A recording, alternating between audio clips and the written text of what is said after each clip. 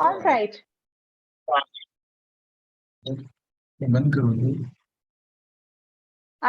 Good afternoon, everyone. Season's greetings. My name is Devina Nigam. I am a consultant at Atma. Atma is an accelerator for education. We as an organization support education NGOs to become stronger by building capacity, creating systems and processes that support their organizational development. We started our journey in 2007 and since have supported over 85 organizations in their journey. The webinar series started in 2017 as a space to share our perspectives, learnings, and ideas about issues that organizations, that NGOs like all of us, face on a daily basis. It is a curated platform where speakers share their practical experience that could benefit other NGOs. Today's webinar, we will talk about practices that have helped organizations in their journey to building an engaged workforce. We will spend the next 1 hour understanding different organizations' definitions of employee engagement and their employees' engagement drivers. The three things that hopefully we'll be able to take away at the end of the conversation. One is, what are the different blocks of building blocks of employee engagement? How can one leverage benefits of employee engagement? And what is the role that the leadership can play in building an engaged workforce? Today's webinar is a little bit different, especially for those of you who've joined us earlier. You'll see today's session is a bit different. It is going to be a panel discussion. So let me start by introducing our moderator for the day, Parul Agarwal. She's a consultant at Atma. Parul has worked with multiple types of social impact organizations in her work experience of 4 years so far. She brings grassroots experience and learnings on issues of education, livelihood, and skill development. She holds a master's in development from Azim Premji University. Outside her work, you can find her trying out every new thing she can put her hand on. But she has consistent love for traveling and dancing, and everybody at Atma can vouch for that. Welcome, Parul. I do want to also take the opportunity to welcome our panelists, Regila Marinis. She's the co-founder at Vidya Vidai. She holds a bachelor's in social work from Nirmala Niketan and master's in education from Azim Premji University. She believes deep-rooted societal problems can be addressed through quality education in schools. Understanding the rationale behind every action in education, designing solutions that are sustainable and simplified for the system have been the focus of her work. Her own experiences growing up have shaped her and defined her choices. She was born and brought up in Mumbai, but though she finds her roots in Tamil Nadu, the movement from Tamil Nadu to Bombay, the migration that she witnessed, the struggle that she witnessed of her parents really defined her in many ways and the choices that she's made over the years. Welcome, Rijula. Our next panelist, Kishore Palve. Kishore is a social worker at heart. He's a development professional. He founded Bright Future. He's the founder and the CEO of Bright Future. He founded Bright Future essentially inspired by his own personal story of being a young person with no aspirations due to a lack of a conducive environment as well as role models in the community growing up. Having completed his master's in social work, he also has a comprehensive work experience in leading social sector organizations. With quest for continuous learning, he's completed his MBA. He is now pursuing his LLB. He remains as committed as ever in his drive to provide equal opportunities to all young people. With Bright Future now expanding its presence across India. Welcome, Kishore. As heard panelist Sahana Krishnan, Sahana is the director, people and programs at Boston Port, an engineer by degree, um, working in the community as part of a CSR initiative, provided the impetus to change career paths and focus on education. She's been a fellow at Teach for India. She worked with Teach for India. Subsequently, she worked with Teach for India as a program manager, and thereafter led the learning and development vertical. Her journey has evolved over the years with the aim to develop leaders on ground that help build a motivated organization. Sana is a creative person, and you'll find her spending her spare time painting, singing, gardening. Welcome, Sahana. We're so excited to have all of you today share your thoughts and learnings. With that, I hand it over to Parul. Hello, everyone. Welcome. Just give me a minute.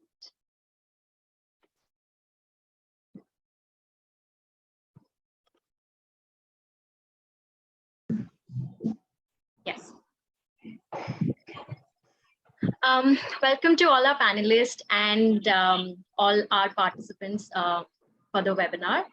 So before we actually go into our conversation and learn more about the topic, I would actually like to bring everyone's attention to what employee engagement actually means.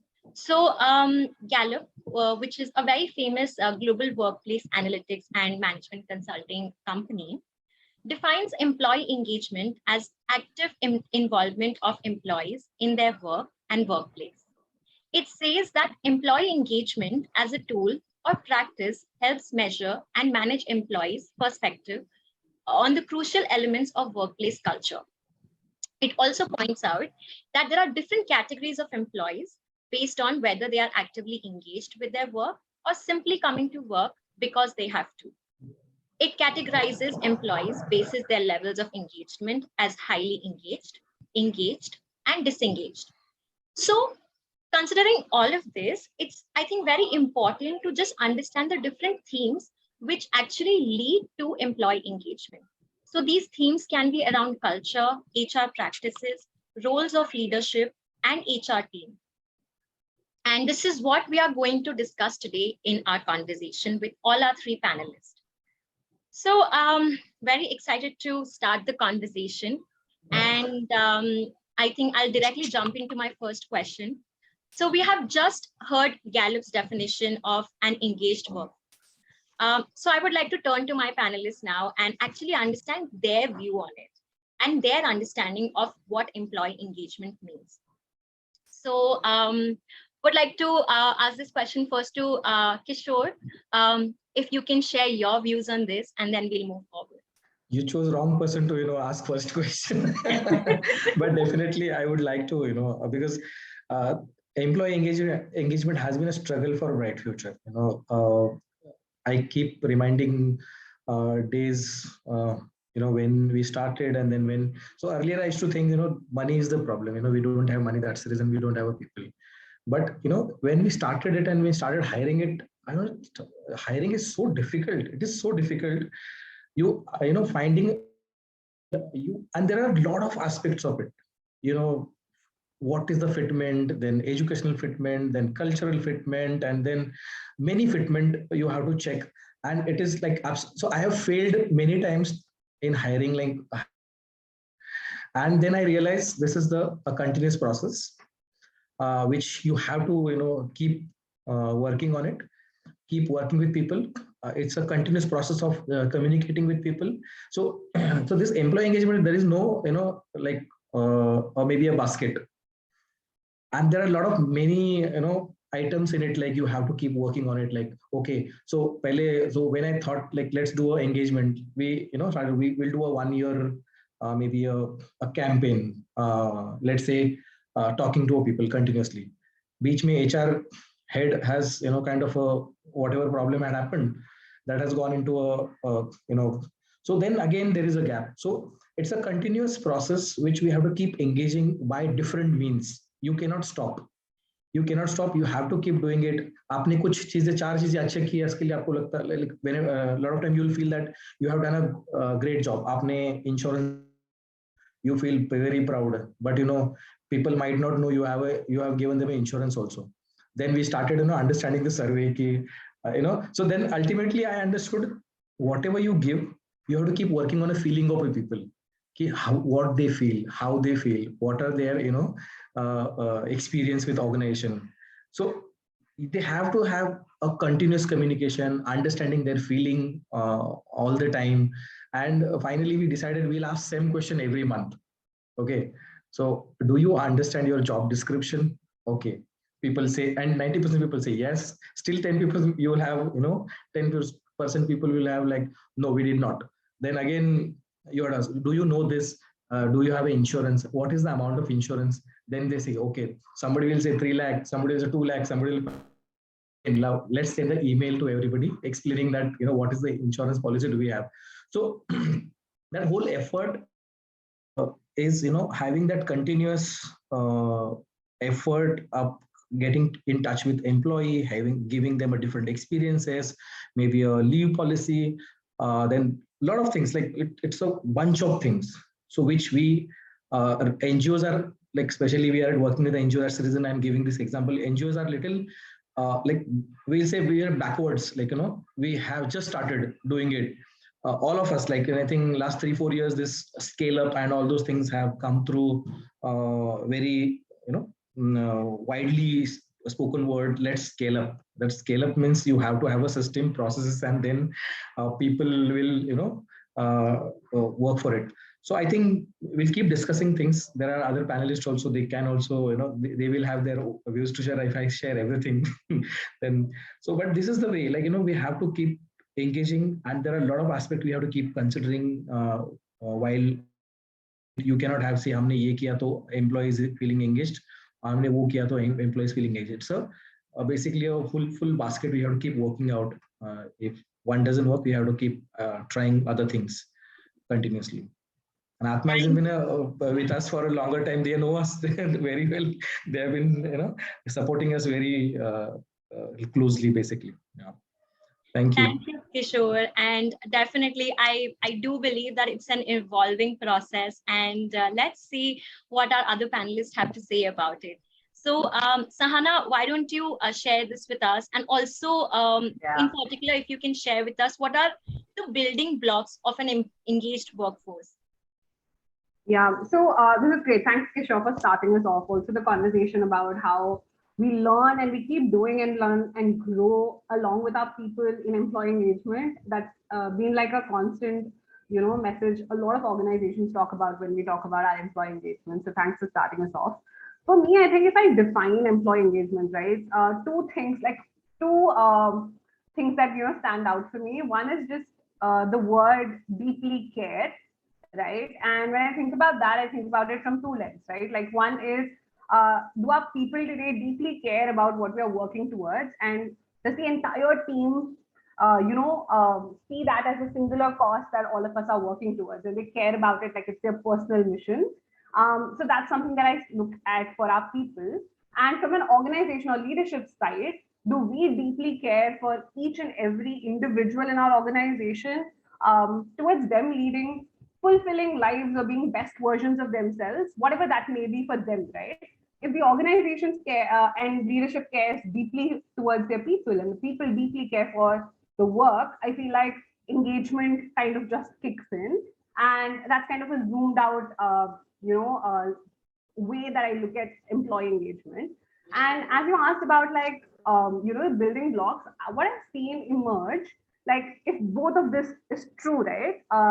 Then what emerges is the values, like do we have the right culture to be able to do it? Do we have the right processes to be able to do it? Do we have policies that are legally like compliant to be able to set the safe space that we're talking about? And those are the building blocks that kind of emerge if both of this is true for us. That's the way I see it. Thank you so much, Sahana. And definitely, and as we also discussed earlier, that employee engagement might just be like two words, but it comprises of like these many things which make up an organization. For sure. And lastly, I would like to hear what Regila has to say about it. Thank you, Parul. So I think already Sahana and Kishore has already shared a lot of things. But for us personally at Vidya Viday, when we started the organization, I think employee engagement was the last word that we heard. So it was also something that we did not focus in the initial years. So it was just like, okay, pilot our idea, see if this is working. How are we going to set the organization? Whom are we going to get into the organization? So that was the whole agenda that was running in the mind.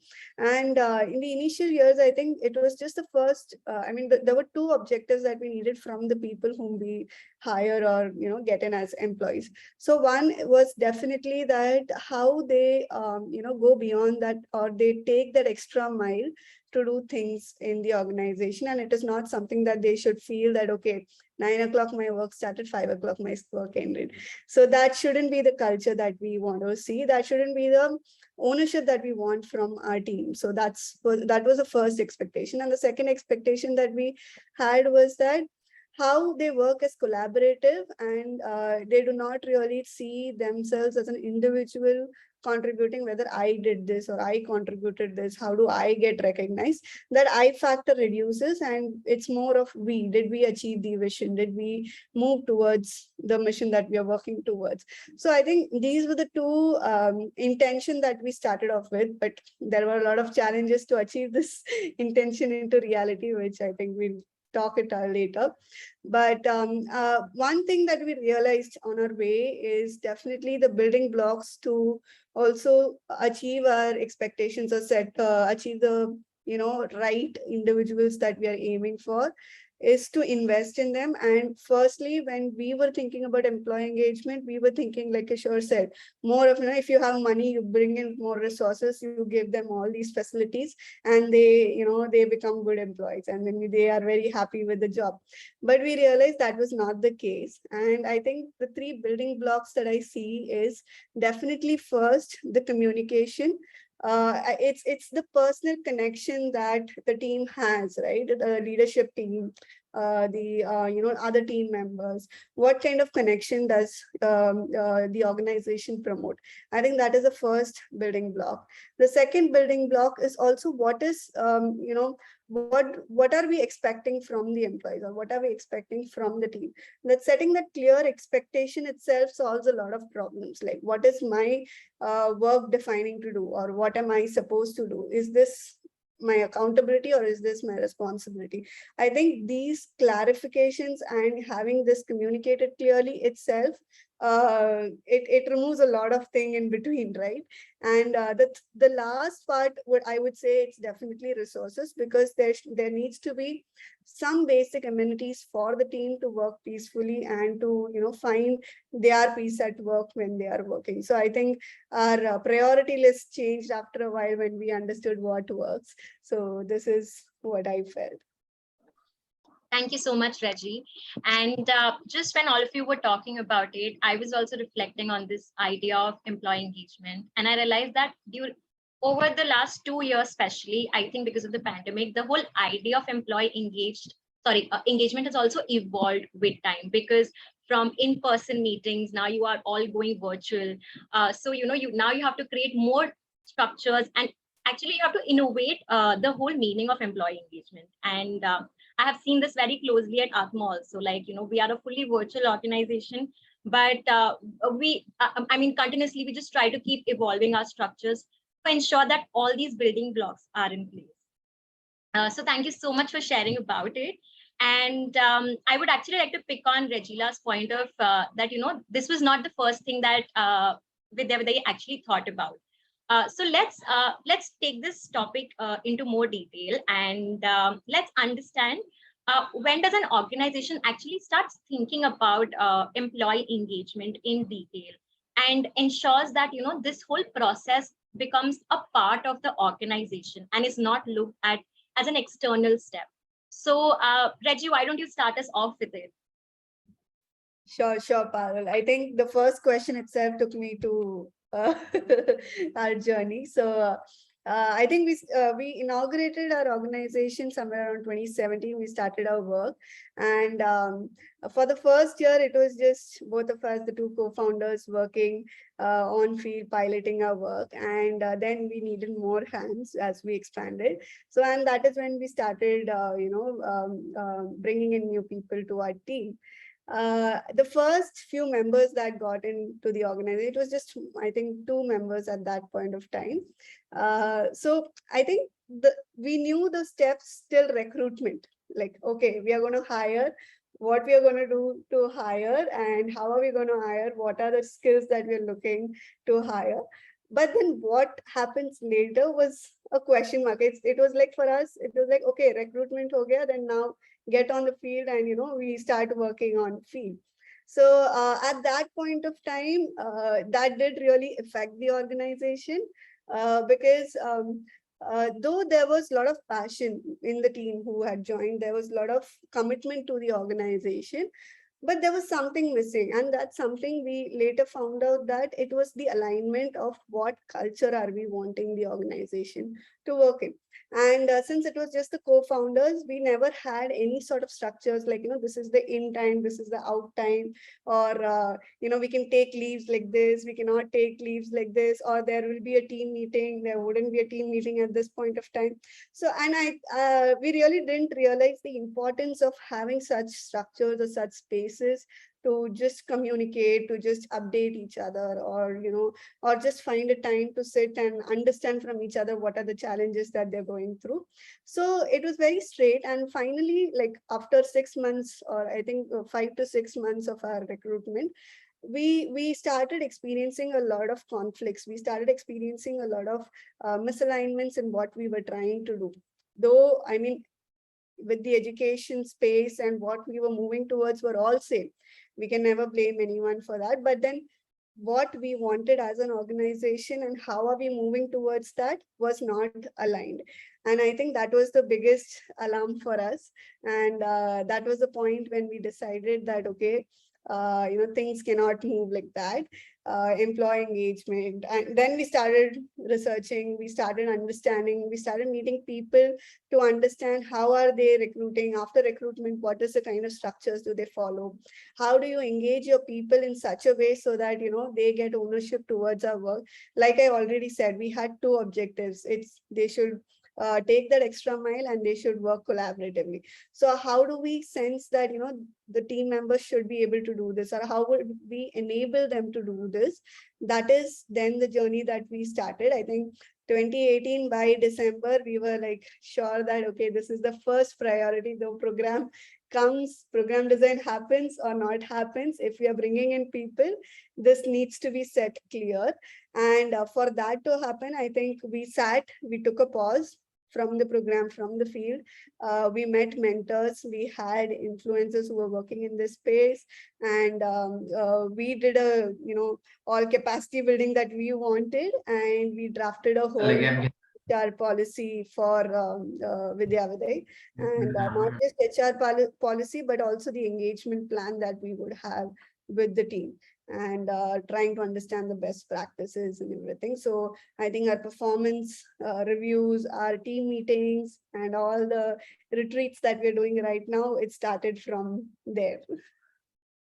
Thank you, Reggie. And I think for you, it started very early on. Like within 1 year, you realized that this is how it's going to be.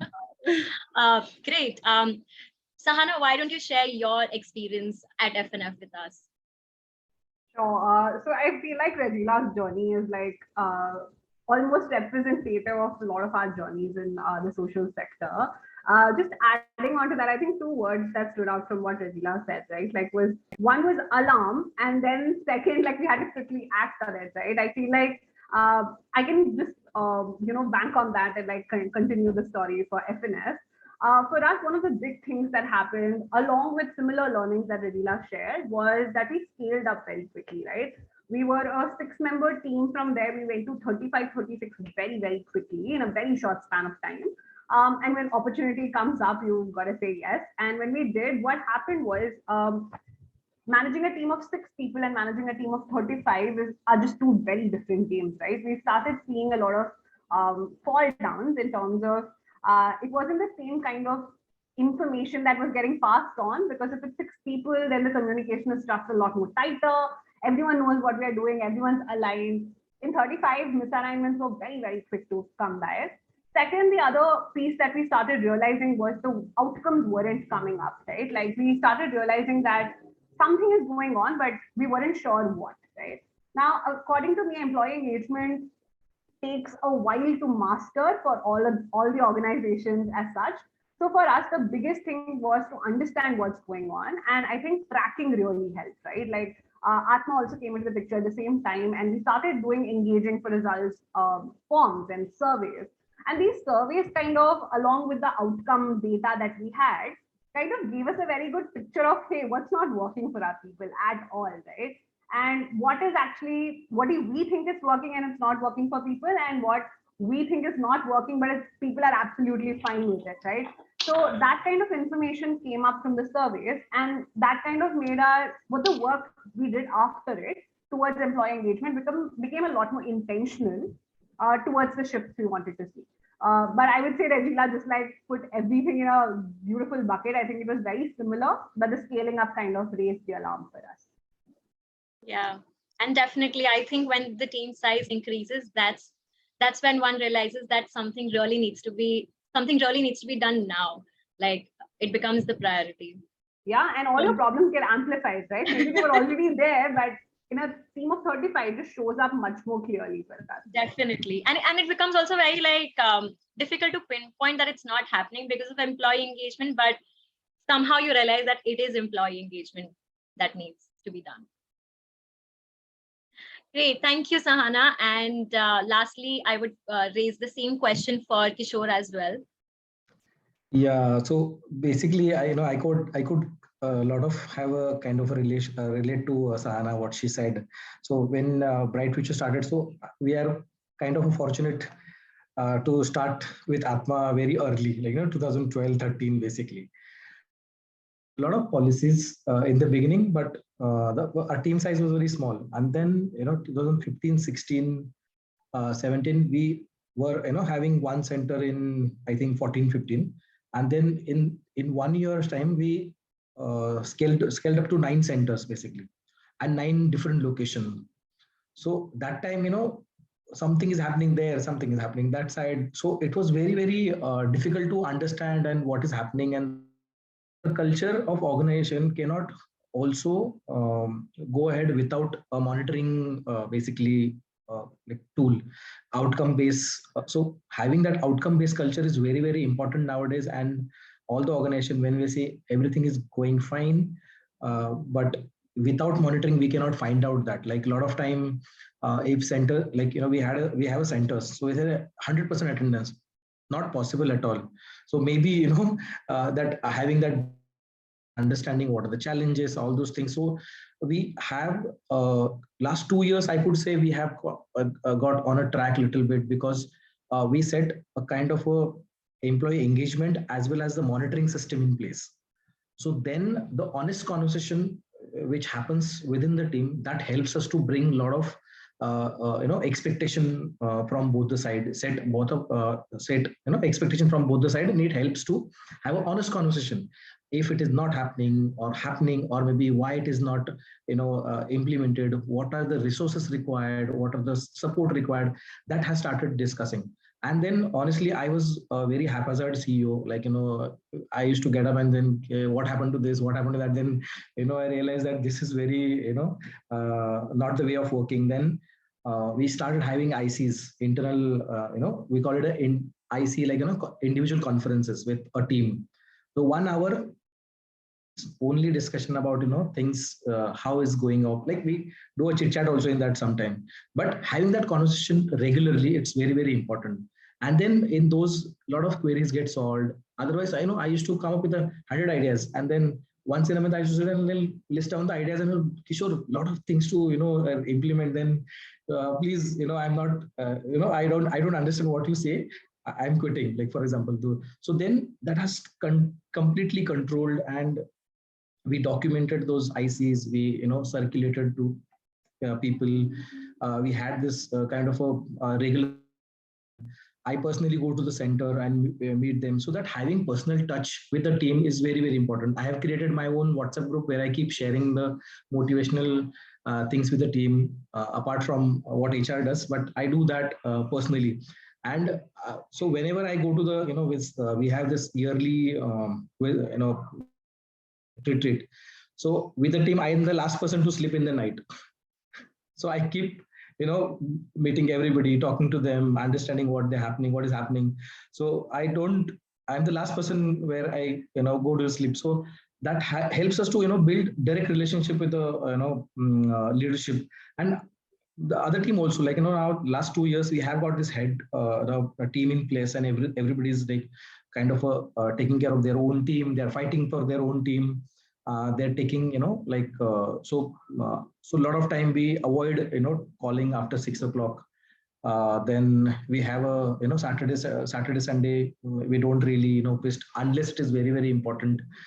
So we tried doing a lot of things which kind of brought okay, अभी भी बहुत सारी चीजें करनी बाकी है, but still this is the offer. Like last 2 years we can see a lot of things have changed at Bright Future.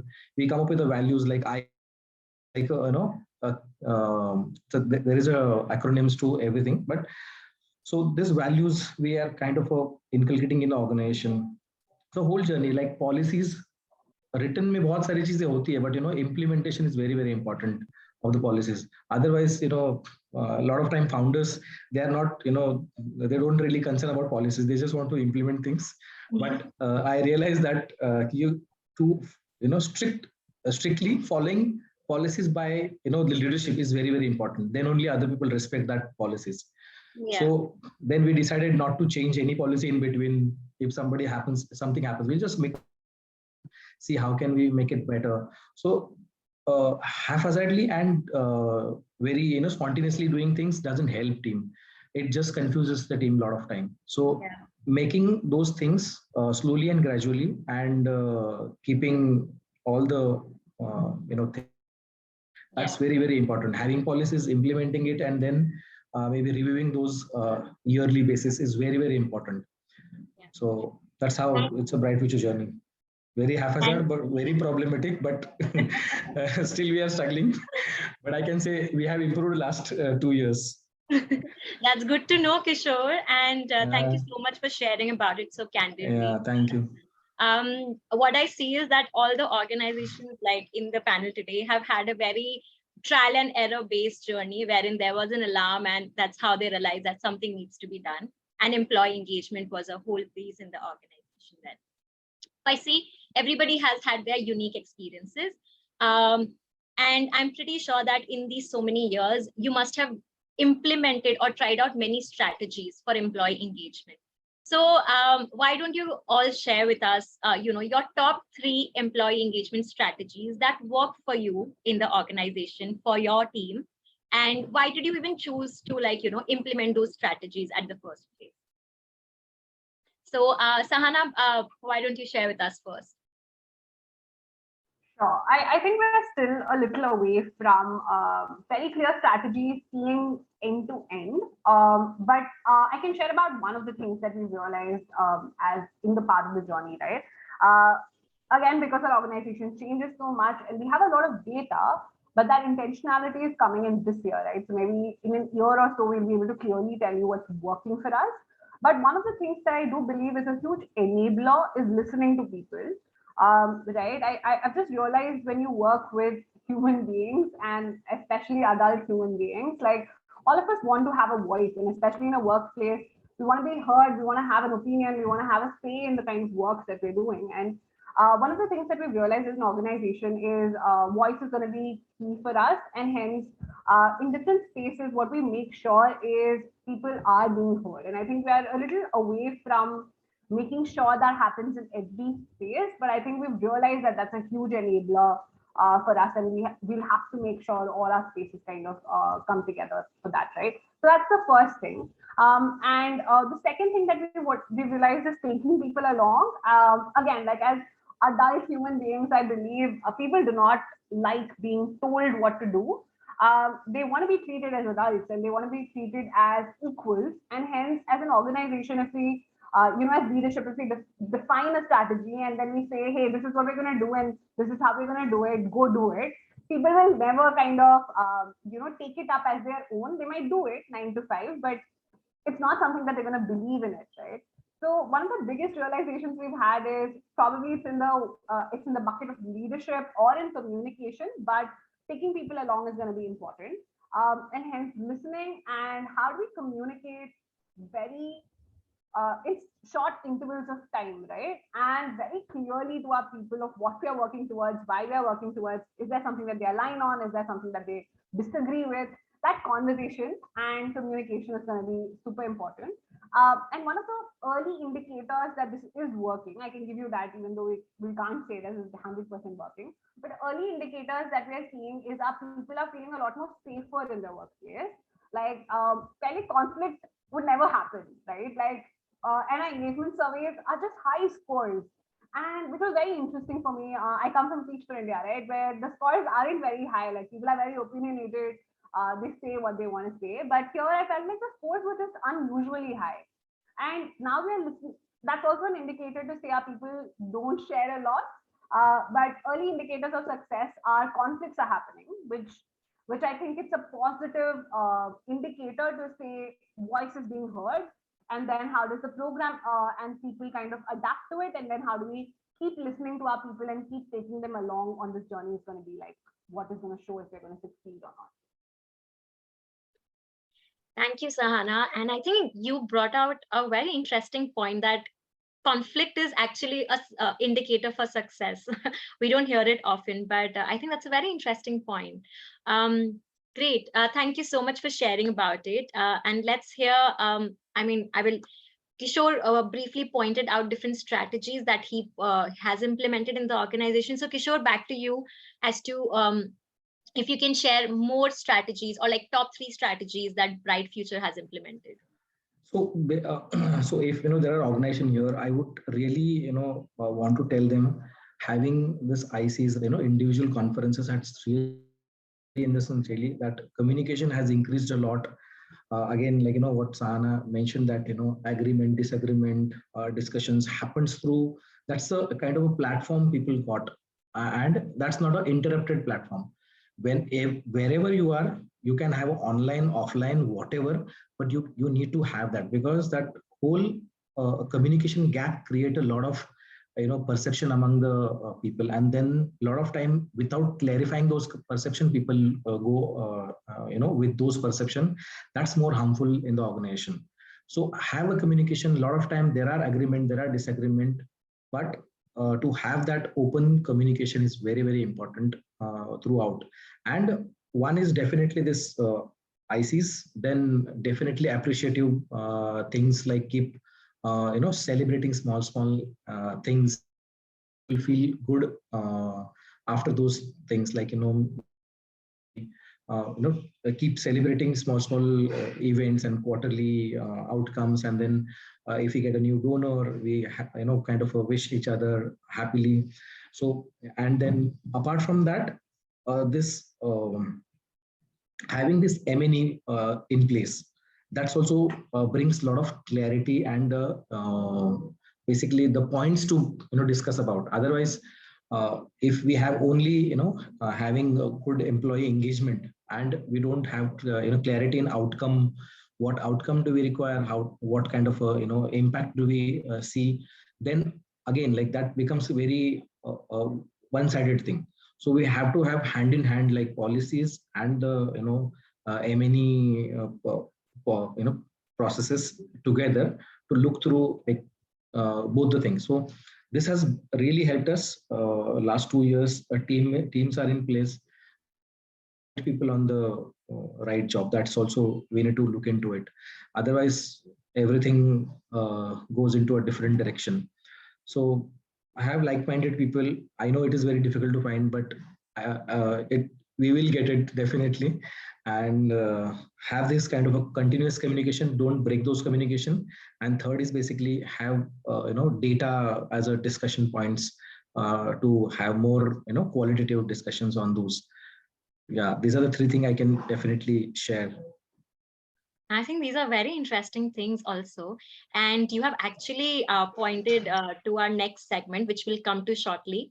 But before that, I would like to actually hear what Regila has to say about it. Yeah. So I think more than best practices for us, it was like, these are like the 4 strategies that we will ensure that we use in the organization. You asked 3, but I'm going to share 4 because we have 4 strategies. So I think the first and foremost is definitely, as Sahana and Kishore has also mentioned in different ways, the communication or seeing that your individual time. So I think it's the leadership team's commitment to the engagement with the team members. I think that is the foremost and very important part, because we do it in various ways. So it could be, just catching up them after office hours, or just, we have this office group in WhatsApp. So our official communications and professional conversations happen in different platform, but we have a group called Crazy Group. So in that group, we just, have conversations like if it's a Sunday, what are we doing? And if there's something that, there's festival, then just posting out pictures. And I feel that for this to happen as a culture of the organization, it is also, the leadership needs to role model that. So I always find it fascinating. Like, so Ram always shares, like Sunday is his biryani time. So he always shares while preparing biryani, he'll post it and he'll ask others, like, what are you doing? And then there is conversation started, and then, there's a connection that gets established. And then I think, trying to identify what works for your team. Like for my team, it's food and humor. So it's like anytime we talk about food, we do get connected. So trying to identify what is the pattern in your team, and then understanding. I've heard organizations going out for trek. So purposely trying to engage yourself in such conversations and trying to create structures to spend time with your team on such end is very important. So we also have something called as monthly one. So we operate from different cities. Our team is spread across Madurai, Puducherry, and then there are some in Chennai. So monthly once we meet in person, because how much can we talk online? So we meet in person, and 3 days in a week, like we be in office, we stay in office. Though there is facility, there is amenities to, for them to stay in any hotel they want to stay during that time in Chennai. But we make it a point that we bring them into our homes, we stay together, we spend time together. So I think these small efforts from the leadership team also role models to the other team members, and they take the same effort for the other team members that is in their team. So I think that is the foremost, best practice that has worked for us, which I would definitely promote. Second is distributive leadership. Distributive leadership, I think, I would also say hand in hand, making decisions democratically. So seeing that how, if there is equal power that everyone holds, then there is no conflict in, or there's no politics involved in office, right? So, and that is what has worked for us. Even if you see our roles or designation, everything will have lead in it, or, a manager, or some sort of, chief. So every role that is there from top to bottom will have a lead in that designation, which automatically gives them the space of seeing themselves as a leader rather than, an associate or a coordinator. So we don't have such roles. So I think practicing such things definitely then brings, it gets inculcated in your culture itself. And third most important, I think, we also give that, I've learned from different organizations, this is not something that has come, as our own idea, spaces for innovations, like, and also experimenting. So we have so many members joining with their own vision in this field, with their own, mission to do something or the other in this, it may be education field, it could be some other field. So try trying to give them that space where we have this called something called as idea challenge, and this happens annually once. And in this idea challenge or ideathon, we ask them to come up with their own ideas, and if they had to implement, what is the budget, what is the people that they will need, what's the timeline that they would like to implement, and that gives them the space to actually implement whatever they want. So recently our team, they wanted to do a campaign on mental health well-being. Now Vidya is not an expert in that area, but then we took up that and we were like, okay, whoever has taken that initiative, you lead that initiative. And this is the resource that we could allocate for that. So that's how then we appreciated them to get on board. Something that's very common, and everyone here would agree, is just the culture of giving and receiving feedback. I think we all understand the importance of giving feedback, but receiving feedback is equally important, and actually acting upon those feedback, like sitting in a meeting with your team saying that this is the feedback that I have received for this year. These are the action plans that I've set out so that I can improvise in my feedback. So I think having such conversations will definitely help. Thank you so much, Reggie.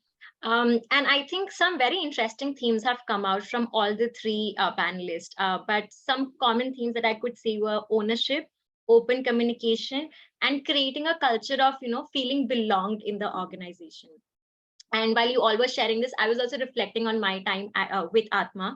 And one example that was coming to my mind was that when we received our Great Place to Work certification, the ratings were really nice, but there were also some points of improvement shared in the report. And that report was actually shared with the whole team. And we had around 3 team-wide calls just to discuss the next steps on those points of improvement.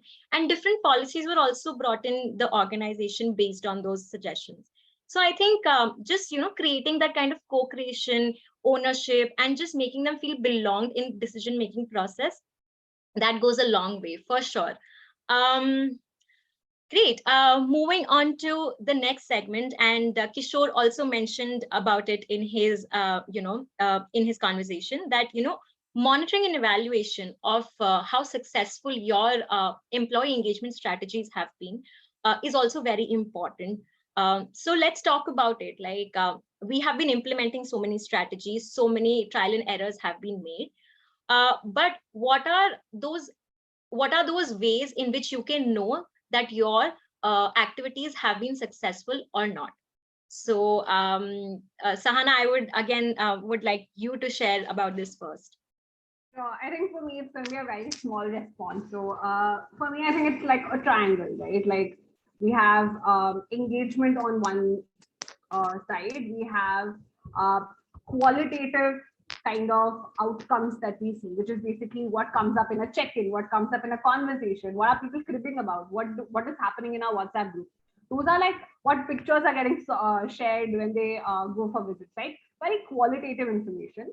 And then that's outcomes, which is quantitative information, right? All three of them kind of form a triangle for me. And to be really honest, for me, that kind of shows if you're growing or not. So we can't grow just with engagement and our people are just happy and they're feeling safe and they're feeling empowered, but outcomes aren't happening. It makes no sense. Or outcomes are happening, but our people are not great. They're not feeling great. Then they're going to quit, right? So it's not sustainable anyway. So any one of this without the other will make the org fall. And for me, hence, all three of them growing together is a great indicator to say we're doing well. So I feel like these are three things that I would look for. Thank you so much, Sahana. And quickly, I will again go back to Regila and ask her, what has been her indicator? Yeah, so I think to be very honest, Parul, we are still working on this, but I'll share what we are doing till now. So one of the key indicator that we do, like as founders, as leadership team, we do discuss about is retention, and seeing that how why this retention. We do have conversations with the team members who have spent long time with us or who is spending the next year with us. We try to understand from them what makes them feel to stay back. so that we continue those best practices and also take feedback that what do we need to work on more. But most of the time, it is also about, when the culture is questioned, right? When the culture, like you would have said that this is acceptable, this is not acceptable.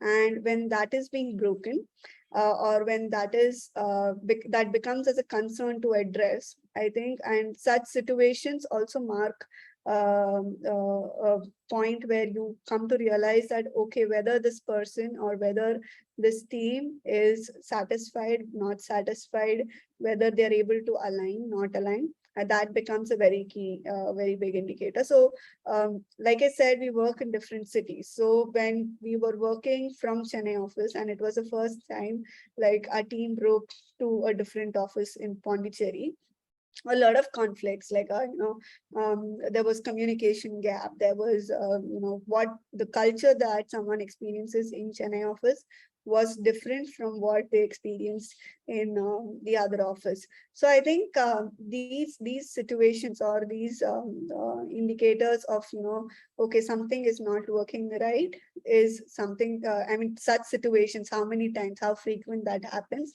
is also an indicator that will tell you that, okay, this is not working right.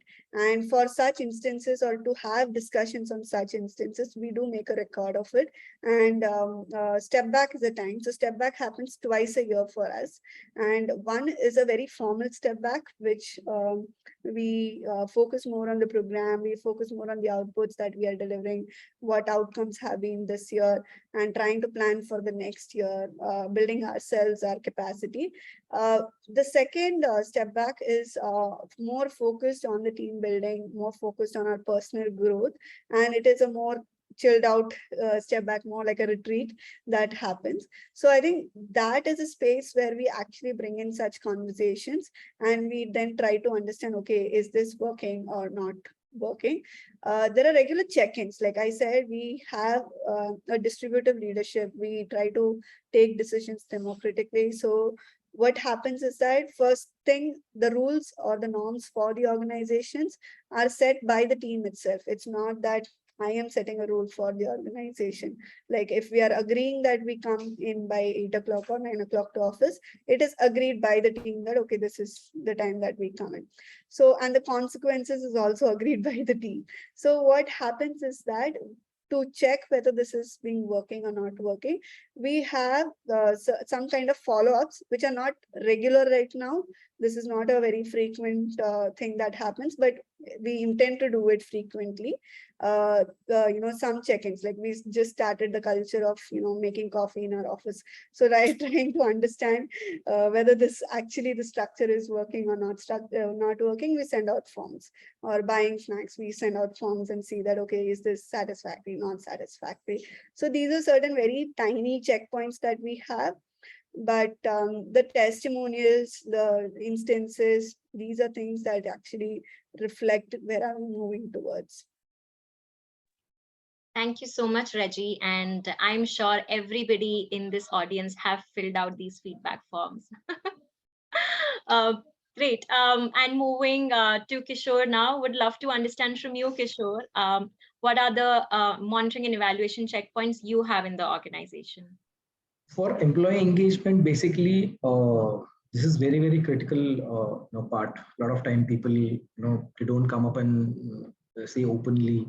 So definitely in each point, like where from joining till exit, we have created a different feedback forms where so we keep doing it. One is journal, basically general form we have created. How are you? Are you feeling safe? Are you happy with your manager? Or so we have kind of created a rating system within organization. We keep working on that continuously. That helps us a lot. And definitely there is a gray point channels which we keep talking to. So a team is connected, or maybe the leadership team is connected to a, or maybe the managers are connected. So we have this kind of a monthly meetings where we come together, and then what are the challenges? How can we help each other? Or maybe what are the sort of what are the things are making people unhappy? like a simple thing, not receiving a salary slip, or maybe cutting 1 rupee from the salary. So there are very, very small, tiny things, but it makes people unhappy. So we have to take care of those things. And through all this whole, process of, surveys and the conversation or maybe group discussions we keep doing, we kind of understand where we are and how we want to do it. And obviously this Great Place to Work has a kind of free service every year. We keep doing those also. So we keep understanding from third party where we are lacking and how can we more improve on the processes and policies, and how can give a more better basically a trust is very, very important factor. So people are working, we have to keep in mind people are working, they will work, and they are there for a betterment of the a cause basically which we are highlighting. So these are the important points which I feel critical where we start working and understanding the impact of the employee engagement. Thank you so much, Kishore. And I think after hearing you, Reggie also got reminded of one more point. So she has requested if she can add one more point to this. So Reggie, over to you. One tool that really helped us, and I feel some of the organizations who are struggling to understand the team and how things are going, they could use is Gibbs reflection, GIBBS Gibbs reflection. We use it very dedicatedly. So all of the team members, they fill their instances. It is happy instance, bad instance, and there is a wheel of emotions that is there where they can, actually articulate how did they feel in a particular incident. So, and this we follow it twice a month. So when we're doing it twice a month, team members actually individually, they reflect on what affected them, what influenced them in a positive or in a negative manner, and they reflect it in a structured manner. And this reflection actually helps as an individual for them to identify that how the situation could have been better from my end, from my actions or from my behavior. And second, it also gives an understanding to the team that how I have affected someone else's, emotions. So this really worked well for us, though my team, every time they crib about sending it, but we've also had discussions and feedback over it saying that how helpful it has been for them to grow as an individual as well. So I think if you are looking forward to it, just let me know. I can share the format as well. Thank you so much. And I think all of these points are so helpful, and definitely we all have something or the other point to take forward from this discussion. But just as a parting thought, and we are almost near our time. I just want to quickly ask a very general question, and it's open for anyone to answer in the panel. We have talked about so many strategies. We have talked about our journey of implementing employee engagement, but not all of us will have a dedicated person to do it. So whose responsibility does it become anyway in the organization to, take it forward? So would just like to hear, how has it been for organizations in the panel? So anyone can take it up.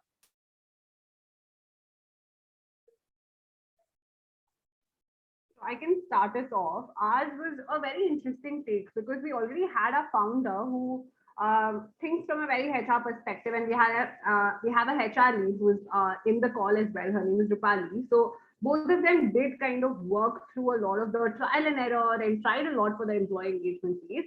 One of the things that they realized was having people dedicated for it would be a good move, and hence I was brought in, right? So I feel like one of the spaces what our from also I'm kind of extrapolating from what the decision has been made is to say that if we prioritize people and strategic intervention for it, then outcomes, which is basically program, will also kind of work. So the responsibility still lies with the leadership. I would say that's the bigger line, but to be able to make it everyone's problem and everyone's piece, we'll have to bring someone to be able to intentionally do that.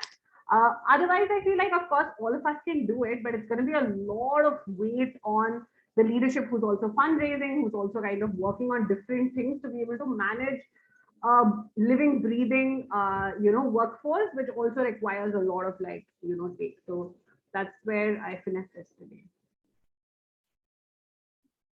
Thank you, Sahana. Reggie, Kishore, would you like to share an answer on this? Yeah, adding on to Sahana, I think it is it's like 40-30-30 ratio. Okay, 40% definitely the leadership team, because leadership team, whatever they drive is going to be the DNA of the organization. So it is more important that the leadership team involves in it. But I would say 30-30-30 for the managers, because after the leadership team, it is certain managers who take lead in for their teams. So I think though leadership team can drive it, can prioritize employee engagement and have certain structures in place, but the managers need to really understand and seep in this intent of employee engagement, and merely not seeing as an employee, but actually seeing as people coming together for a mission. So the managers realizing this is very important, and they sustaining these practices is itself very much enough. And the last, I think the leads, or people who are working in field or in direct contact with beneficiaries. So I think it's 30% also from their end, because if an individual is not invested, like how much ever the leaders of the organization create structures, if someone is not ready to talk, if someone is not ready to participate in this, then things are not going to work out, right? So it's a two-way process, I feel. And I believe that if the employee engagement happens at this ratio, I mean, things would be more effective and more involved. Obviously, like having one person dedicated for it or having a team dedicated for it makes it even more better. But if that is not an facility that you could have, then it's all the three engagements. Thank you so much, Reggie. And while both of you were sharing about how important it is for the leadership team to be a part of it, I was again reflecting of my time at Atma. And, from in the 1.5 years that I've been a part, actually 1 year that I've been a part of Atma, I've always seen the leadership team taking the responsibility of, setting up that culture, checking in with each and every member of the team, and even the program managers doing the same. So even the other team members feel the responsibility that they have to contribute to that culture of employee engagement. So that's really nice to know. And it was a very good conversation. I am sure we all have a lot of things to take forward from this conversation. And I hope we all stay in touch and keep innovating on our employee engagement practices and strategies. Now I would just like to give it over to Devina to close the webinar. So over to you, Devina. Thank you so much. What do I say after this fantastic conversation? All I can say is that thank you, all four of you, and especially our panelists for being so candid, and I think at some point just being so vulnerable to share कि अभी हो रहा है, चल रहा है, making mistakes.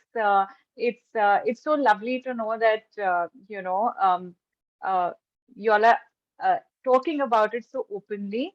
And I think a lot of us who are not on the panel, who've not spoken, possibly thinking कि हमारे साथ भी ऐसा ही हुआ है.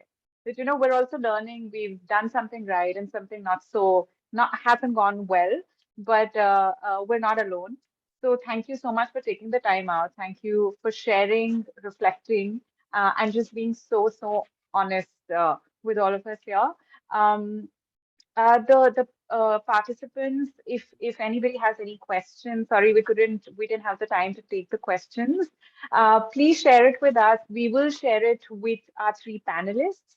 We'll also share the recording of this webinar and the panelists' email IDs with yours. So should you wish to, please get in touch with them directly and just talk about employee engagement or anything else. Thank you so much for joining. Have a wonderful rest of the day. Thank you.